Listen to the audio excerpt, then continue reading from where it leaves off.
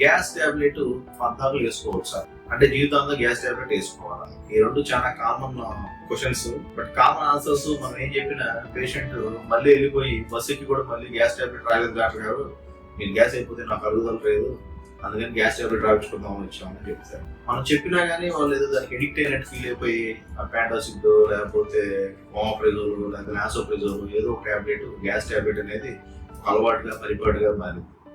But actually evidence ఏంటంటే అండి, gas tablet తీసుకోవడం అనేది మంచిది కాదు. జీవితాంతం మనం తీసుకునే ఫుడ్ తగ్గించుకోవడము, ఎసిడిటీకి సంబంధించిన కారణాలు తగ్గించుకోవడము చేసుకోవడం మంచిది.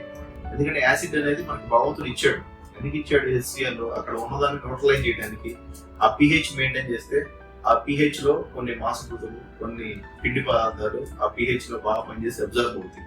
అటువంటి యాసిడ్ నువ్వు సప్రెస్ చేస్తే దానివల్ల క్రిములు ఏదైతే లోపలికి వెళ్ళి చనిపోకుండా ఉంటాం, అబ్జర్వేషన్ ఆఫ్ ఐరన్, B12 వాటి యొక్క డిఫిషియన్సీ, తర్వాత ఇటు లాంగ్ టర్మ్ గా వేసుకున్నప్పుడు మెట్ఫార్మిన్ అనే టాబ్లెట్స్ కూడా సంబంధించిన టాబ్లెట్ వేసుకుంటే B12 డిఫిషియన్సీ రావడం. సో ఇలాగా ఈ యాసిడ్ సప్రెషన్ వల్ల చాలా ప్రాబ్లమ్స్ ఉంటాయి. దీంతో పాటు ఎట్రోఫిక్ యాసిడిటీస్ వచ్చి వేరే ప్రాబ్లమ్స్ కూడా రావచ్చు. అందుకని తర్వాత ఈ గ్యాస్ టాబ్లెట్స్ లో లివోసల్ఫైడ్ అనే టాబ్లెట్ ఉంటుంది. అది ఇంతకుముందు కూడా చెప్పి ఈ లివోసల్ఫైడ్ వల్ల మూతి చుట్టుతా ఇట్లాగా మూవ్మెంట్స్ రావడం, లేకపోతే వాళ్ళకి పార్కిన్సోనిజం లాగా స్లో అయిపోవడం, సో ఇట్లాగా లక్షణాలు కూడా వచ్చే ఛాన్స్ ఉంది.